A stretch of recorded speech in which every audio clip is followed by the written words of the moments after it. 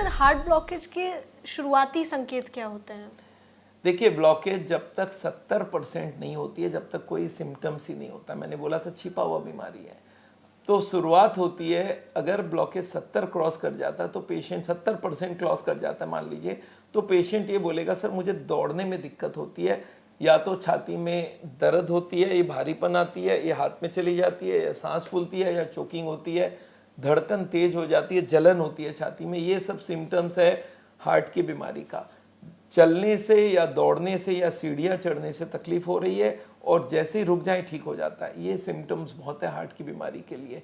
तो ये सिम्टम्स अगर कोई को भी है, सर मेरी मदर को होता है, जैसे ही ऊपर चलने जाती है सांस फूल जाता है, जैसे ही थोड़ा स्पीड लेते हैं तो छाती में दर्द हो जाता है, इसका मतलब है वो हार्ट की बीमारी हो चुकी है, 70-80% ब्लॉकेज है। और इसको चेक करने का आजकल सबसे सरल उपाय है सीटी कोरोनरी एंजियोग्राफी। एक स्कैन आ गई है आजकल, ऊपर से आपका बॉडी का स्कैन कर देंगे, कोई एडमिशन की जरूरत नहीं, कोई तार घुसाने की जरूरत नहीं है।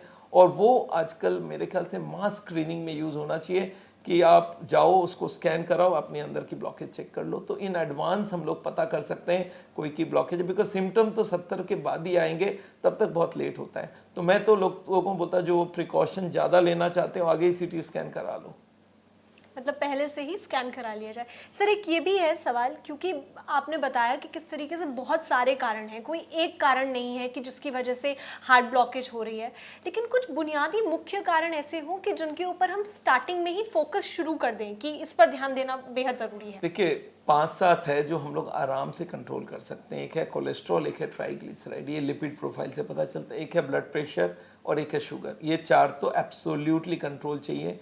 अगर कोई भी कारण से आप कोई भी तरह से तंबाकू लेते हैं, चाहे सिगरेट हो, बीड़ी हो, जर्दा हो, गुटखा हो, खैनी हो, ये अगर है और फैमिली हिस्ट्री है, ये सब अगर हो तो आपको इनको तो कंट्रोल करना पड़ेगा। यही सबसे बड़े बड़े कारण हैं। इसके बाद रेंज में आता है कि खाने में फैट ज़्यादा खा रहे हैं, या ओवरवेट है, या आप स्ट्रेस ज़्यादा लेते हैं, ये भी इंपॉर्टेंट है। पर जिनका बहुत ज़्यादा स्ट्रेस है वो फिर आगे आ जाती है वो। तो ये कारण है। और अभी एक बहुत बड़ा रिसर्च ट्रायल आया हुआ है, उसका नाम है इंटर हार्ट स्टडी, जो कि आजकल मोस्ट साइटेड ट्रायल माना जाता है। उन्होंने ये दिखाया कि ये 7-8 फैक्टर को अगर हम कंट्रोल कर दें तो हार्ट अटैक के चांसेस 95% तक कम हो जाती है। और हमने ये देखा अगर हमारे साउल सेफ्टी में ला दो, सेफ्टी सर्कल के ग्रीन लाइन में ला दो, तो 98% लोगों को हार्ट अटैक कभी नहीं होगा। सर बहुत सारे वीडियोस हमने देखे हैं कि लोग डांस कर रहे हैं, अचानक से हार्ट अटैक आ गया। बहुत से लोग भारी एक्सरसाइज भी करते हैं, जिमिंग भी करते हैं, और ये आजकल का ट्रेंड है कि आप जितनी ज़्यादा एक्सरसाइज करोगे उतने ज़्यादा आप फिट हो। तो ऐसे में आपकी तरफ से क्या सुझाव रहेगा कि कुछ शुरुआती एक्सरसाइज जो लोग नहीं करते उनके लिए, और जो एक्सट्रीम एक्सरसाइज करते हैं उनके लिए क्या सुझाव रहेगा? देखिए, मैं ब्लाइंडली कभी कोई को नहीं बोलता हूँ कि आप एक्सरसाइज करो मत, या जॉगिंग मत करो, या जिम मत जाओ, क्योंकि ये तो फिटनेस बढ़ाने के तरीके हैं, इसमें एक प्रॉब्लम नहीं है। लोगों की धारणा ये होती है कि जिम गया था बोल के हार्ट अटैक हो गया। मेरे पास एक पेशेंट आया, सर हार्ट के पेशेंट डरे हुए होते हैं, सर मैं गाड़ी चला सकता हूँ? मैं बोला हाँ क्यों नहीं चला सकते, आपका हार्ट रेट नहीं बढ़ रहा है, आपको तकलीफ नहीं हो रहा तो गाड़ी चलाइए। सर वो गाड़ी चलाते वक्त हार्ट अटैक तो नहीं होगा? ट्रेन में जा सकता हूँ कि ट्रेन में हार्ट अटैक तो नहीं होगा? तो ये मन में आता है कि क्या करने से हार्ट अटैक होगा। हार्ट अटैक ट्रेन की वजह से नहीं हुआ, ना गाड़ी चलाने की वजह से हुआ, ना जिम जाने की वजह से हुआ ब्लॉकेज रहने की वजह से और ब्लॉकेज बढ़ते के वजह से। ब्लॉकेज बढ़ेगा तो उसके ऊपर का पर्दा फटेगा। एक आदमी बोला फिर आप बोल रहे हैं ये सब कर सकते हैं? मैं बोला मेरे पास एक पेशेंट है जो लेटे लेटे सोया सोया हार्ट अटैक में मर गया। तो बोलता सोना भी अलाउड नहीं है क्या? मैं बोला यार सब चीज़ अलाउड है, ब्लॉकेज बढ़ना अलाउड नहीं है। तो मैं बोलता नहीं हूँ ब्लाइंडली, हाँ हार्ट का पेशेंट को जॉगिंग करने मना करूँगा, पर जो हार्ट का पेशेंट नहीं है और वो जॉगिंग करता है मुझे दिक्कत नहीं है। पर मैं बोलूँगा अगर आपके रिपोर्ट्स में कुछ खराबी है, कोलेस्ट्रॉल ज़्यादा है, ट्राइग्लिसराइड ज़्यादा, बीपी ज़्यादा, शुगर ज़्यादा, या आप स्मोक करते हो, ओवरवेट हो, स्ट्रेस ज़्यादा लेते हो, तो आप एक बार सीटी स्कैन करा लो। अगर ब्लॉकेज 30-40% है तो सारा काम कर सकते हो। और अगर हार्ट के पेशेंट हो तब तो बहुत सारे इफ्स एंड बट्स आपको मालूम होना चाहिए। बट ये कहना गलत बात है कि जिम होने से हार्ट अटैक होगा। ब्लॉकेज नहीं है कभी हार्ट अटैक नहीं होगा। ब्लॉकेज होना जरूरी है, उसके बाद आप ब्लॉकेज बढ़ा रहे थे, मतलब जिस दिन जिम किया उस दिन हार्ट अटैक हो गया। अगर उस दिन नहीं होता तो हो सकता 2 दिन बाद आप गोल्फ खेलते खेलते हार्ट अटैक होता है, या उस दिन नहीं होता तो 2 दिन बाद सोए सोए हार्ट अटैक होता। हार्ट अटैक उनके वजह से नहीं हुआ, heart attack cholesterol, triglyceride, BP, sugar की वजह से हुआ, ब्लॉकेज बढ़ रही थी। एक दिन तो हार्ट अटैक होना ही था। वो जिस दिन हो गया वो पूछेगा नहीं सर आप क्या कर रहे हो, हार्ट अटैक कर लूँ या ना कर लूँ। वो तो ब्लॉकेज बढ़ेगा तो फटेगा ही फटेगा, एक ना एक दिन होगा। तो ब्लॉकेज बढ़ाना नहीं है, ब्लॉकेज को रोकना है और ब्लॉकेज को रिवर्स करना है, वो थियरी होनी चाहिए। सर जैसे टेस्ट करा लिया हमने और हमें पता चला कि 50 to 60% हमारा ब्लॉकेज है, उसके बाद हम क्या करें? क्योंकि बहुत से लोगों में ये भी धारणा होती है कि अब तो सर्जिकल मेथड है जिसके थ्रू हम ठीक होंगे। क्या इसको रिवर्स किया जा सकता है? एकदम रिवर्स किया। देखिए 50-60 ये जाना जाता है, ये माना जाता है कि भाई ब्लॉकेज बढ़ेगी, 50 के बाद वो ब्लॉकेज फटने के चांसेस हैं। तो अगर मैं मानूं इंडिया में 10 करोड़ या 20 करोड़ लोग 50 के ऊपर है तो सबकी बाईपास हो जाएगी, सबकी एंजियोप्लास्टी हो जाएगी। मैं बोलता ना ना ना, आपकी अगर ब्लॉकेज है 50 भी हो, 60 भी हो, 70 भी हो, 80 हो, हम तो 90 वाले को भी लेते हैं। बोलते हैं अभी तक अगर पर्दा फटा नहीं, हार्ट अटैक नहीं हुआ है तो आगे ना हो उसका बंदोबस्त करिए। तो अगर 50 ब्लॉकेज है, 60 ब्लॉकेज है, उनको तकलीफ तो नहीं होने वाली, पर अब चलो स्कैन करके पता चल गया ब्लॉकेज है तो अब उसको बढ़ने मत दो और उसको रिवर्सल कर सको तो सबसे बढ़िया बात है। बढ़ेगा नहीं तो भी हार्ट अटैक नहीं होगी और तकलीफ तो है ही नहीं 50-60 ब्लॉकेज में। पर अगर प्रिकॉशंस लेने पड़ेंगे, जितने रिस्क फैक्टर्स हैं, हम लोग ने एक और स्कोर डेवलप किया, इसको बोलते हैं heart attack protection score. Heart attack से प्रोटेक्ट होने के लिए आपकी स्कोर बढ़ानी पड़ेगी।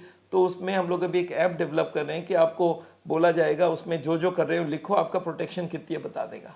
तो हम लोग उसका स्कोरिंग बना चुके हैं कि आपकी कोलेस्ट्रॉल कितनी है, आपका वॉकिंग कितना करते हो, आप खाना क्या गलत खाते हो, सब लिस्ट बनाते ही उनकी स्कोर आ जाती है। अगर स्कोर को आप बढ़ा लोगे तो हार्ट अटैक नहीं होगा। तो हम लोग बोलते हैं आप हैप स्कोर फॉलो करो, उसको ब्लॉकेज को बढ़ने मत दो, ब्लॉकेज को घटाने का बंदोबस्त करो। सर अब ये भी मैं जानना चाहूँगी कि जो नॉन इन्वेसिव कार्डियोलॉजी है ये क्या है? यानी आप क्लिनिक में पेशेंट्स को कैसे ट्रीट करते हैं? क्योंकि कोई सर्जरी नहीं है तो ये बहुत सारे सवाल मन में आते हैं कि कैसे आखिर। देखिए एक ही कंसेप्ट हम लोग बोलते हैं कि हमारी बॉडी नेचर का ग्रेटेस्ट मशीन है, इसको छेड़खानी मत करो। देखिए ये जो कंप्यूटर है, ये जो मोबाइल फ़ोन है, जितने हमारी ह्यूमन मेड मशीन है ना, इसको आप खोल सकते हो, सारे पार्ट्स निकाल सकते हो, वापस जोड़ के वापस चालू भी हो जाएगी, कोई दिक्कत नहीं है। पर जो नेचर की चीज़ें उनको हम छेड़खानी नहीं करना चाहिए। एक फूल को मैं तोड़ देता हूँ, आप उसको जोड़ के दिखाओ, एक फल को बीच से काट देता हूँ, आप जोड़ के दिखाओ। नेचर को हम जोड़ नहीं सकते। एक अनार लो, सारे दाने खोल लो और फिर से रीपैक करके हमको दिखा दो, मान जाते हैं। तो ये समझ लीजिए इतनी कॉम्प्लिकेटेड इस बॉडी में बिलियंस ऑफ सेल्स है, आप सबको आप काट के वापस जोड़ने जाओगे सेम टू सेम कभी नहीं बना सकते। तो हम लोग बोलते हैं बॉडी को छेड़ो मत जब तक हो सके। 80 ब्लॉकेज हो गई कोई बात नहीं, 80 का 79 करने की बात करते हैं तो हमें हार्ट अटैक की कोई डरने की जरूरत नहीं है। तो हम ये कंसेप्ट हार्ट के पेशेंट को समझाते हैं कि ठीक है, आपकी रिस्क फैक्टर्स, आप अपना खाना पीना रहन सहन चेंज करो, वॉकिंग वगैरह शुरू करो, वो हम कंट्रोल बता देंगे क्या क्या करना पड़ेगा। और बाकी blood pressure, sugar, angina, blood पतला करना, ये मैं दवाई दे देता हूँ। जैसे ही उनको ये सारा चीज़ हो गया, ब्लॉकेज बढ़ेगी नहीं तो वो सेफ हो जाता है, हार्ट अटैक फिर कभी नहीं होने के चांसेस हो जाते हैं। एंड उसके बाद हम लोग बोलते हैं कि अब एडवांस अगर आपको ट्रीटमेंट चाहिए तो एक नेचुरल बाईपास करके ट्रीटमेंट होता है। मशीन से हार्ट में बहुत सारे कोलैटरल्स डेवलप किया जाता है। एक डिटॉक्स करके हम लोग करते हैं, उसमें बॉडी की डिटॉक्सिफिकेशन होती है, उससे भी ब्लॉकेज की स्पीड, रिवर्सल की स्पीड बढ़ जाती है। तो तरीके हैं, हम यही बोलते हैं कि बॉडी को काटे बिगर अगर काम हो जाए, इससे बढ़िया कुछ नहीं है। और कोई भी नहीं चाहता है, कोई भी नहीं चाहता अपने बॉडी को छेड़खानी करने के लिए। बस उनको मजबूर कर दिया जाता है कभी कभी कि नहीं नहीं नहीं करोगे तो मर सकते हो, नहीं करोगे तो हार्ट अटैक हो सकता है। पर क्यों हार्ट अटैक ना हो उसका कोई कारण नहीं बताते, ये मुझे समझ नहीं आता है। जी सर, आपने अपने वीडियोस में ये कहा है कि जो नट्स हैं उनको ना खाया जाए, जिस तरीके से अखरोट है उसको अवॉइड किया जाए, या बादाम है, फिश है, उनको किया जाए। लेकिन वहीं अमेरिकन हार्ट एसोसिएशन ये दावा करता है कि जो खाने में कोलेस्ट्रॉल है वो नुकसान नहीं करता। तो ऐसे में ये तो एक कन्फ्यूजन क्रिएट कर देता है हार्ट पेशेंट्स के लिए कि आखिर हम खाएं तो क्या खाएं। मैं आपको बताऊं क्या होता है मालूम है, जो कन्वेंशन है उसके ऑपोजिट कोई बोल देना तो बड़ा उसका पब्लिसिटी हो जाती है। जैसे भाई कोई बोल दे अल्कोहल हेल्थ के लिए ख़राब है तो इसका पब्लिसिटी नहीं होता है, अल्कोहल हेल्थ के लिए अच्छा है तो सारे लोग पढ़ने लग जाते हैं। तो ये एक मेजर प्रॉब्लम है कि कोलेस्ट्रॉल के ऊपर हजारों ट्रायल हो चुके हैं और सब ने इसको प्रूव कर दिया इससे हार्ट की बीमारी होती है। अब एक आध कोई ट्रायल आ जाए ना कि भाई नहीं कोलेस्ट्रॉल का कोई फ़र्क नहीं पड़ता है तो उसका पब्लिसिटी बहुत होता है। तो ये गलत पब्लिसिटी है। और जो ये नट्स की बात मैं आपको समझाना चाहता हूँ, मैं बोलता हूँ भाई ट्राईग्लिसराइड ब्लॉकेज बनाता है। ट्राईग्लिसराइड मतलब तेल। मैं मूंगफली का तेल एक बूंद भी नहीं देना चाहता और मूंगफली दे दूं, तो लॉजिक तो वही हो गया कि मूंगफली नहीं दे रहे हो, मूंगफली में तो तेल बनता है वही दे रहे हो आप।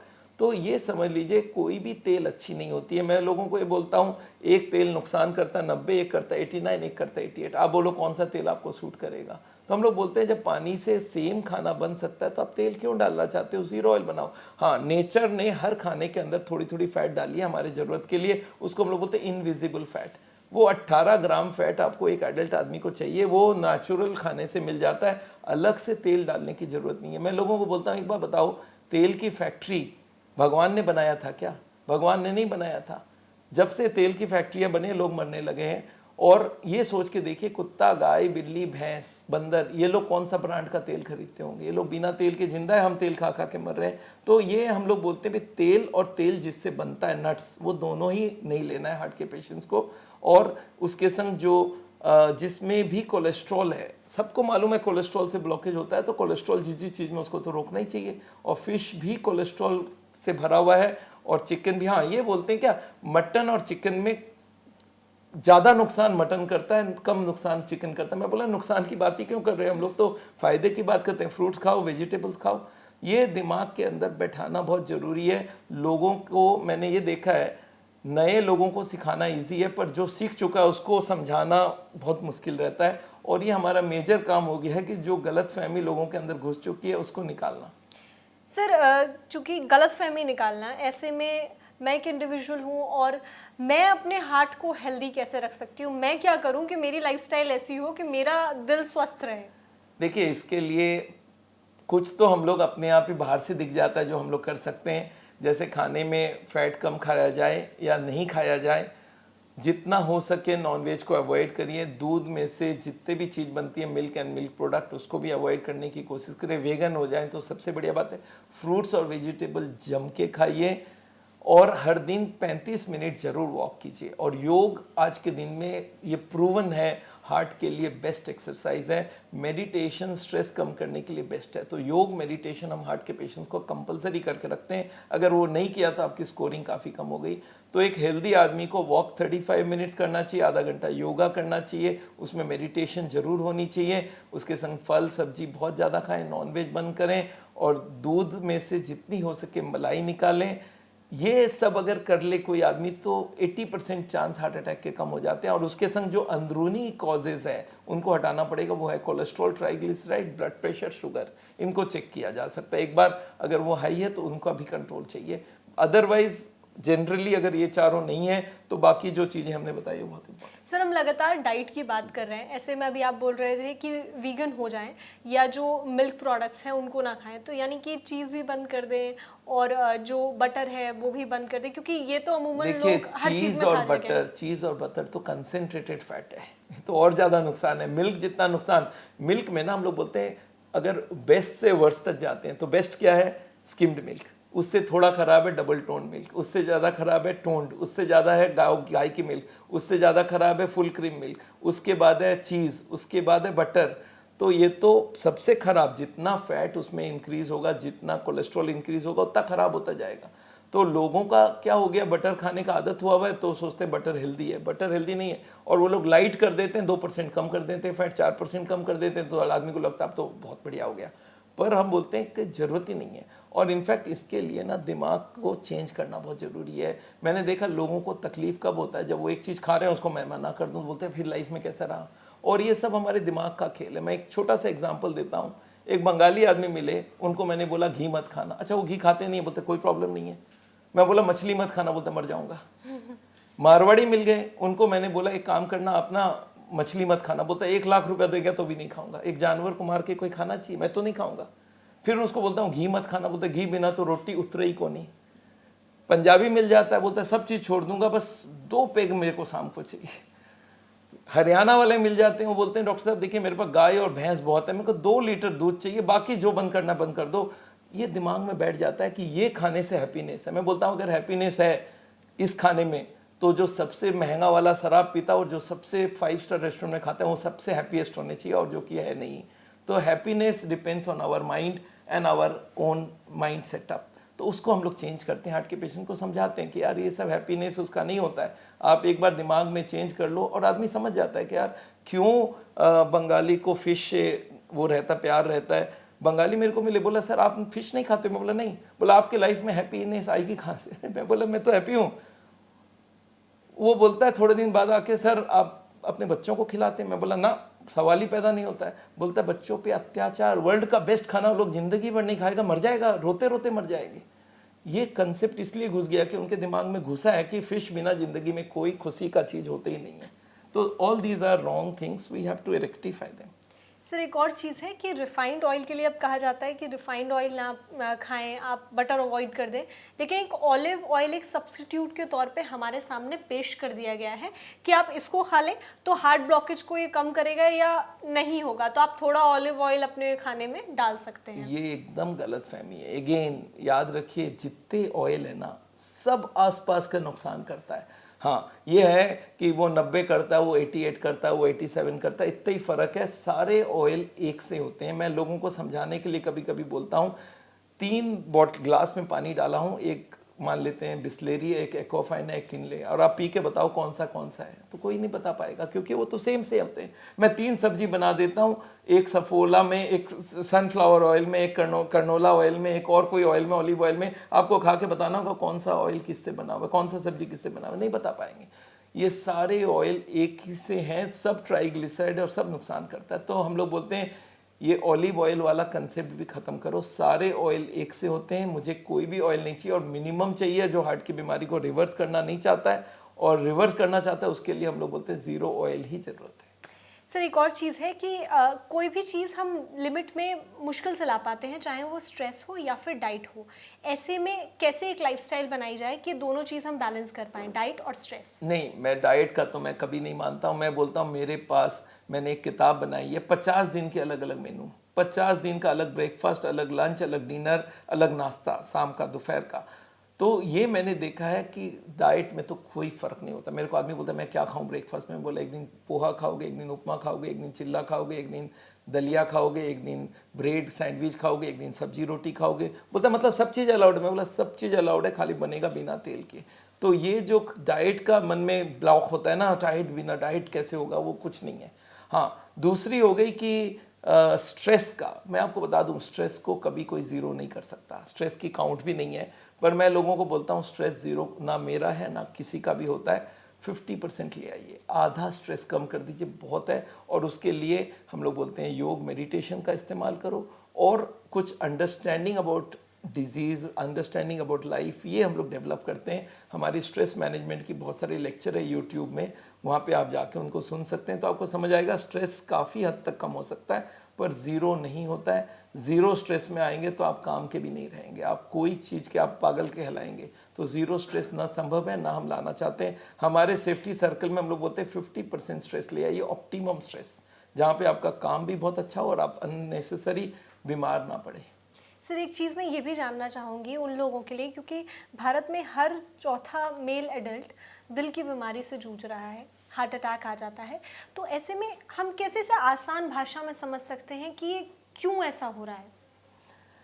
देखिए, हार्ट की बीमारी गॉड की बनाई हुई नहीं है, हमारी खुद की बनाई हुई है। वो जो नॉलेज है उसको हमको पूरा वाइड स्प्रेड करना पड़ेगा। हार्ट के बारे में मैं समझता हूँ बच्चे को क्लास 1 से सिखाना शुरू करना पड़ेगा, सिलेबस तैयार करना पड़ेगा। हार्ट की आजकल देखिए कौन सी बीमारी ख़त्म हो रही है, इन्फेक्शन वाली बीमारी ख़त्म हो रही है, टीबी की बीमारी को कंट्रोल कर दिया, पोलियो हो गई, अब कोई भी इन्फेक्शन सबको हम कंट्रोल कर पा रहे हैं धीरे धीरे। बट जो बीमारियां बढ़ रही है वो है लाइफस्टाइल वाली बीमारियां, ब्लड प्रेशर, डायबिटीज़, मोटापा, हार्ट की बीमारी, साइकोलॉजिकल प्रॉब्लम, ये सारे हमारी ह्यूमन मेड प्रॉब्लम है। और ये सारे प्रॉब्लम के लिए जो ज़रूरत है वो है पब्लिक एजुकेशन। मैं तो ये सजेस्ट करता हूँ कि बच्चे लोग के स्कूल के जो साइंस सब्जेक्ट है उसमें 25 मार्क्स हेल्थ को देना चाहिए। हेल्थ करके एक सब्जेक्ट आना चाहिए जिसको एग्ज़ाम में पूछा जाएगा हेल्थ के बारे में। देखिए मैं जानता हूँ लोग मेरे पास आते हैं, सर ये क्वेश्चन पूछा जाता है, अच्छा आगरा में ताजमहल किसने बनाया था? अगर आप शाहजहां नहीं बोलोगे तो फेल है। अच्छा ये नहीं पूछते हैं कोलेस्ट्रॉल क्या चीज़ है, कोई नहीं मालूम कोलेस्ट्रॉल क्या चीज़ है। तो स्कूल कॉलेज में कोलेस्ट्रॉल के बारे में नहीं पढ़ा जाता, आगरा में ताजमहल किसने बनाया था उसको पूछा जाता है।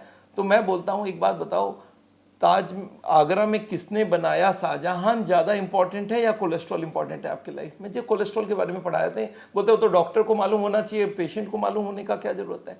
आम आदमी को कोलेस्ट्रॉल की एजुकेट करना पड़ेगा। तो मैं सजेस्ट करता हूँ कि हर बच्चे को अभी से शुरू करके हेल्थ के बारे में एजुकेशन देना चाहिए, और एडल्ट को तो देना ही चाहिए, और हार्ट के पेशेंट को सिलेक्ट करके या जो हाई रिस्क पेशेंट है उनको सबको एजुकेट देना चाहिए। यही एक ही उपाय है कि हम मास स्केल में हार्ट की बीमारी को रोक सकें। नहीं तो हार्ट की बीमारी जिस हिसाब से बढ़ रही है, इसको महामारी बोलना चाहिए। महामारी का मतलब है एक ही बीमारी में एक ही जगह से हजारों लोग की डेथ होती है, ये महामारी है। तो हार्ट की बीमारी का एक महामारी चल रहा है, और उसका जो ऊपर का पार्ट हम लोग देख पा रहे हैं कब, जब कोई सेलिब्रिटी की हार्ट अटैक से डेथ होती है। नीचे का दिखता नहीं है, क्योंकि हर घर में हार्ट अटैक के डेथ आपको मिलेंगे। हर आदमी 10 आदमी को जानेगा जिनका हार्ट अटैक से हुआ है। तो एक घर घर की प्रॉब्लम हो गई है, और इसका एक ही सोल्यूशन है, हार्ट के बारे में प्रॉपर एजुकेशन। और वो बहुत डिफिकल्ट नहीं है। You have to simplify heart disease. Heart की बीमारी को कोई पूछता है सर हार्ट की बीमारी क्या है, कार्डियोलॉजिस्ट को बोलते हैं it is the oxidised LDL cholesterol being engulfed by the phagocytotic action of monocytes. अभी आम आदमी के लिए कोई मतलब ही नहीं है। साइंटिफिकली बहुत करेक्ट है, पर आम आदमी को इसका क्या मतलब है? आम आदमी को बोलना होगा भाई तुम्हारे हार्ट की जो ट्यूब्स है ना ब्लड सप्लाई वाली, उसके अंदर चर्बी जम गई है और वो चोकिंग हो गई है। बोला सर फिर चर्बी सप्लाई बंद करें। बोले यही तो समझा रहे हैं यार। तो आपको सिंप्लीफाई करना होगा मेडिकल साइंस को, और आम आदमी के अंदर डिसिमिनेट करना होगा। That is the only solution.